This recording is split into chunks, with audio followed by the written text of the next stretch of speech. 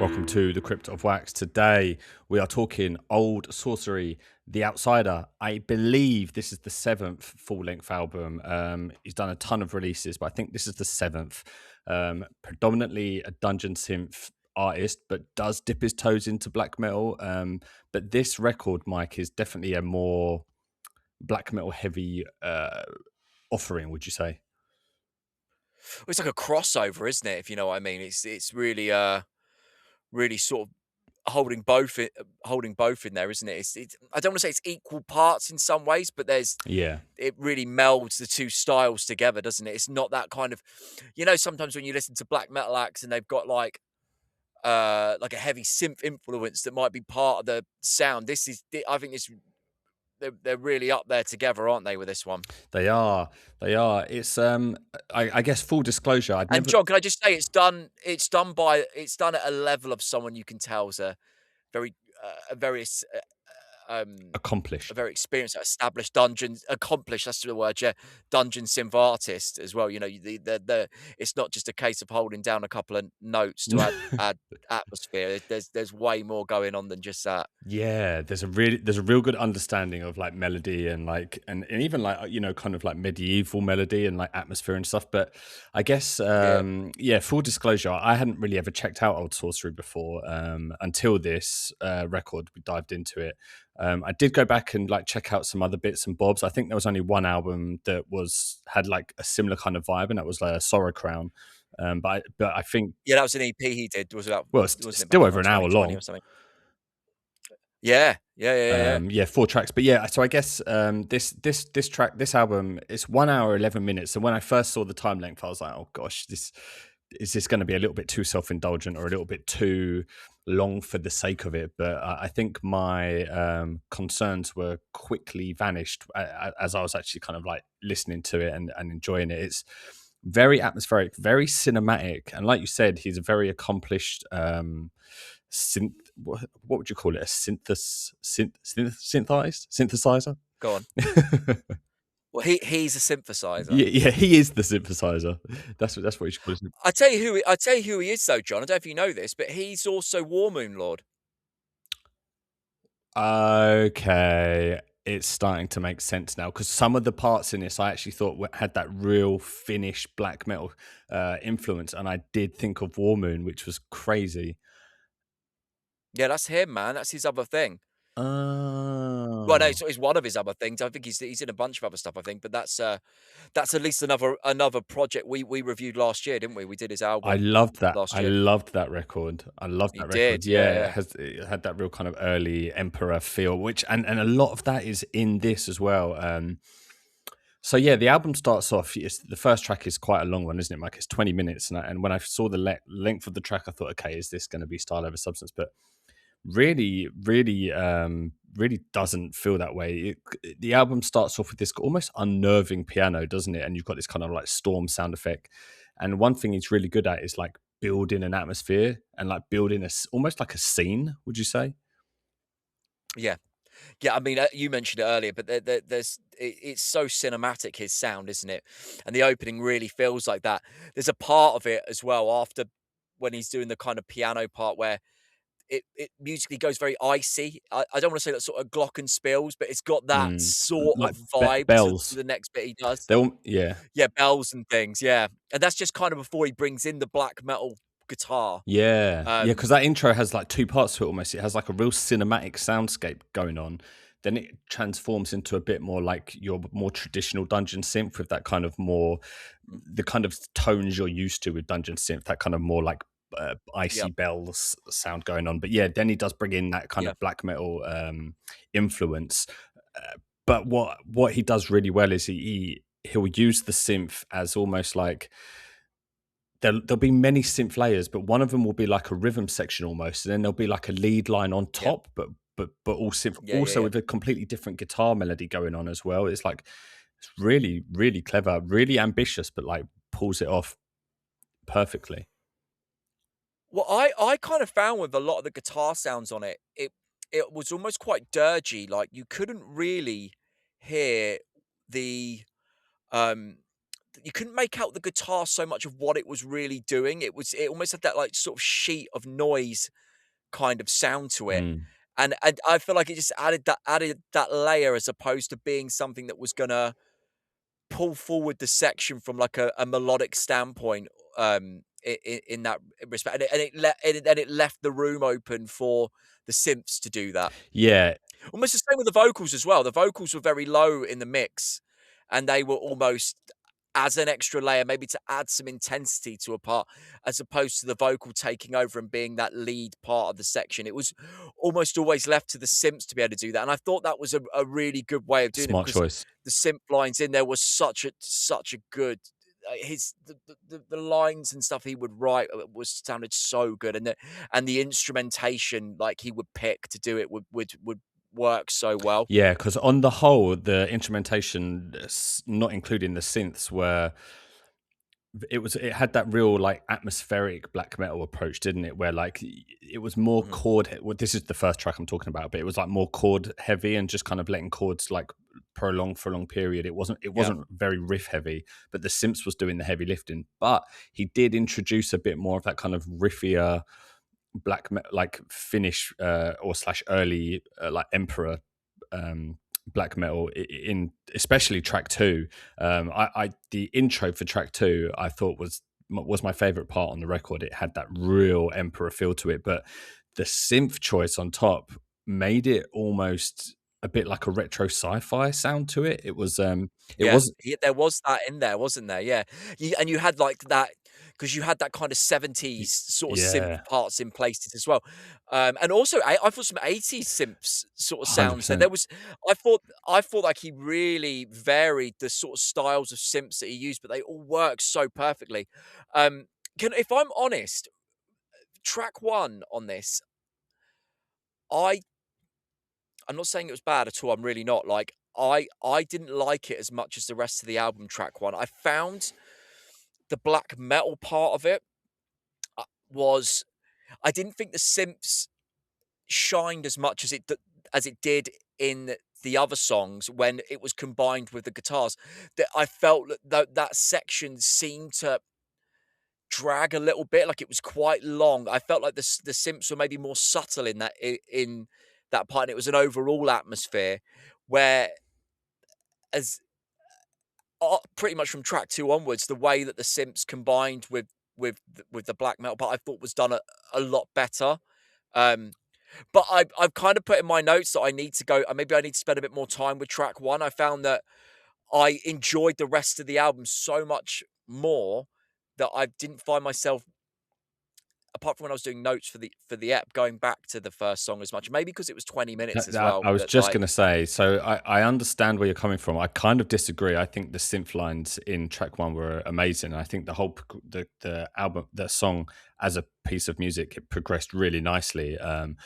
I think maybe like not to kind of like be a therapist and point out why you don't like it, but I think what? like the length. I'm laying. I'm gonna recline in my car seat. Go on. Yeah, I think your issue is that it's too long, and I think Yeah. because there's that introduction that is quite like drawn Well, out. I'll argue with you that there, John, because track 5, well, the last one's only a couple of minutes shy of that, and I didn't feel the same about that. Okay, well, interesting. Maybe I don't know what I'm talking about then, but I disagree. I think track one I thought it was amazing, but I think where I kind of do agree with what you're saying as well at the same time, where I think the synth and the kind of instrumentation did marry a bit more to my taste in later songs. Track two, like we just spoke Mm, about, that it also had, you spoke about it being like an 80s synth. There was a moment in the middle of it where everything dropped out and it went a little bit slower, and it was really progressive. It allowed like these synth melodies to really like explore and try different things, but it really reminded me of like Jean-Michel Jarre. You had this like yeah, really reverberated like spacey kind of thing going on, and the note structure was very similar to something he'd do. yeah, I really wasn't expecting it to go down these kind of routes. I just thought, like you said, it would be kind of dungeon synthy like elements intertwined, but the exploration of different synth sounds was pretty yeah, outstanding. amazing. Yeah, amazing. I mean, actually, going back to track 1, I mean, talking about this overall, this album, like, I thought this album was incredible. Like, Yeah. I really did, and I will give track 1 the time because I really loved this album as a whole, and you know, I'm gonna listen to it a lot because it's I thought it was really special. Which is funny because you're not And normally a fan of an album that is this long either. no, no, and actually, I went on a bit of a journey with thinking this because at first I was like, would I prefer this album in 2 parts, like kind of split down the middle, 3 songs? You know, that's more to my taste in what I can as an album length of what I can palette really. But I think when you listen to it and the way they all work, it does all it does all work together. And I'm, you know, I'm just gonna have to get over my whole thing of albums being too long because this maybe is my exception to the to my Yeah. my Yeah, it's bias. crazy because it doesn't feel like it does. Like you're sucked into this world, and the Yeah. pacing of it is really clever. Like there's maybe one track that is has a more interlude. I say that quote with air quotations because it's still like a really well written piece of music that does kind of like take you on a bit of a journey, but it's a bit more like stripped back overall. It- Are you talking about the pain threshold? no, oh well, yes, that is one. But I was actually thinking about. I'm gonna butcher. Yeah, Inigent. that one. It because it kind of was like the a resting point. But yes, also the pain threshold was definitely that an interlude of sorts as well. Well, Enigkite I thought was again another highlight of this album. Really, I mean the album is the album. It's I don't really want to say it's a highlight because the whole thing just works so well together, and it's just a completely incredible piece of music, really. Um, but I thought Enigkite was a Yeah, beautiful part of it. Really, that it was again very cinematic. There's you've got that crackling fire, which yeah, kind of gives you that sort of visualness that goes with it as well. There's it that track really breathes as well. yeah, That you got these chord changes that go from like sort of dark to light. It reminds me of Twin Peaks. It reminds me a little bit of the soundtrack to that. And then you've got the sort of clean, the really beautiful clean yeah. guitar that comes in towards the end. Um, before going into the next song, and then I mean, I'm guessing we're going to get onto this because that was that again another amazing part of the album, The the interior gates of the true soul. Yeah, so I mean, this song starts with these like big rung out chords. You've got these big drums that sound like it's kind of like floor tom slash like tribal war kind of drums going on. Yeah, it's quite simple, isn't it? So sort of that sort of Yeah, two hit percussive kind of thing. yeah, Um, but then it brings kind of all comes together, but it still has that slower pace. But mm, it's just super emotive. There's such a cool synth lead yeah, line that is going over it, and it's that the yeah, main line that he uses, and he builds on it, doesn't he? He keeps that going for a long time, but doesn't outstay its welcome because he builds these layers on yeah. top, but he still keeps it underneath, which is it's so nice he doesn't move off it too quick because that line is I think it's quite simple, but it's so good and it's just so It's the emotive last that phrasing it's of it. great. It's the last phrasing of it. Yeah, It hits that chord, and it just like you're like, okay, it was resolved so perfectly the way it kind of yeah, yeah, went yeah, around. Yeah, amazing. Like you're saying, just builds up on it. Then it kind of still interjects some like double kick, but still keeps that pace nice and slow, which I really yeah, enjoyed. Then there was a yeah, change mark around the 8 minutes mark, and I think this is what you were saying when there's that 80s sound to it, but it went like almost quite you could imagine it being a soundtrack to an 80s action movie, like almost like a John Carpenter-esque kind of movie. yeah, I thought it was again like a really cool exploration of synth sounds, and before kind of bringing in the kind of dungeon black metal like double kick going back on it to see out the song. yeah. I thought, yeah, I mean, we've been gushing over this for 14 minutes, but I, Have we yeah, really? I found this amazing. This album, like, No, it deserves it. We haven't even got to the last song yet. Do you know what this reminded me of? Do you remember that band Summoning? yeah, And they with the way they integrated kind of black metal and dungeon synth, it reminded me of that. I'm assuming they're a big influence yeah, on him, but that's the sort of vibe, especially in track 3, because you had that. Because I always remember Summoning. I've only ever did one album by them. I can't remember what it was called, but that they were always of a slightly slower yeah. pace. So that's why track 3 kind of reminded me of it in particular. Yeah, no, agreed. I mean, I think this is even maybe more to my taste than Summoning because it's got that. It, Oh, I'd say so. yeah, Yeah, yeah. but yeah, okay. Let's go into the last track then to see out this episode, where Sorrow Reigns. 17 minutes, another lengthy boy.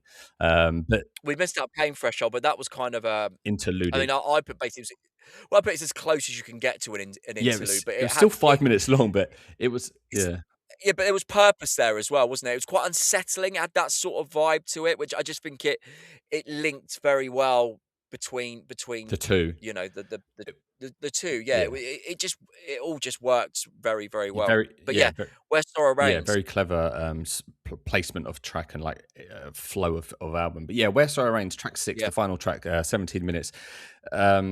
It kind of starts similar to the kind of in vein of like what had come before it. Um, for me, it started like really sort of changed around the 5 minute mark. You could it had there was like an introduction of a sung vocal that gave it like a bit of an uplifting shift, which hadn't really come about too much in the album prior to it.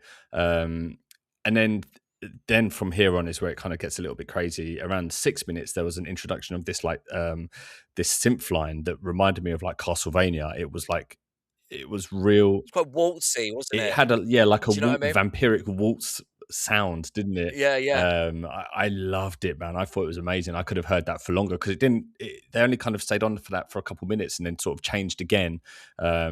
There was yeah. a lot of changes in this song, but they all kind of worked really well. It progressed really nicely, but it did build up. It did have that kind of last song like slash closer feel to an album. Yes.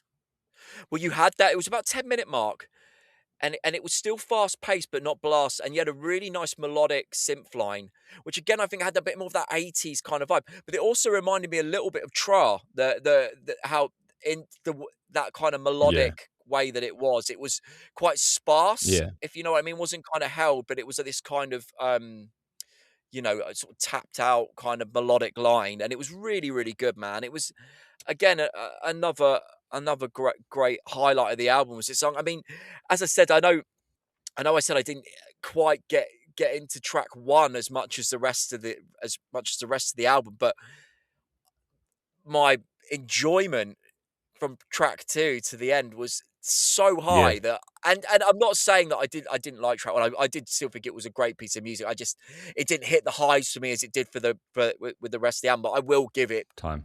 the time, and I'm sure it'll click if you know what I Yeah, mean. no, I hear you. But I mean, for me, this was start to end. Like I enjoyed every second. I thought this was amazing. I'm gonna listen to it again after this, and probably listen to it for a long time going forward. I'm gonna go Yeah, back and check out other yeah, stuff, man, because yeah. the level of musicianship on display just from this album alone is enough to kind of warrant going back and doing the back catalogue. And it's cool to know that it's Well, I've heard little bits. I've heard little other bits. So that Sorrow Crown I listened to that was it was actually almost more metally than this. Um, and I listened to a little bit of The Escapist, the one that came before, which was more straight up kind of dungeon synth, but it sounded amazing as well. It really did. Like it, again very. It was very cinematic. You know, it was the level of layers and attention to it was amazing. mm, You know, it's really, really incredible. This is this for me. This is if I can find it at some point a vinyl I was buy. I'd love thinking to that. hear this on record. I Yeah, was thinking that for sure. Listen, if you got to this point in the video, thank you. Let us know if you checked this one out. Let us know in the comments what you thought of it. And yeah, give a like and a subscribe. We put out videos every Wednesday and Friday covering the latest metal releases, and we will hopefully catch you in the next one.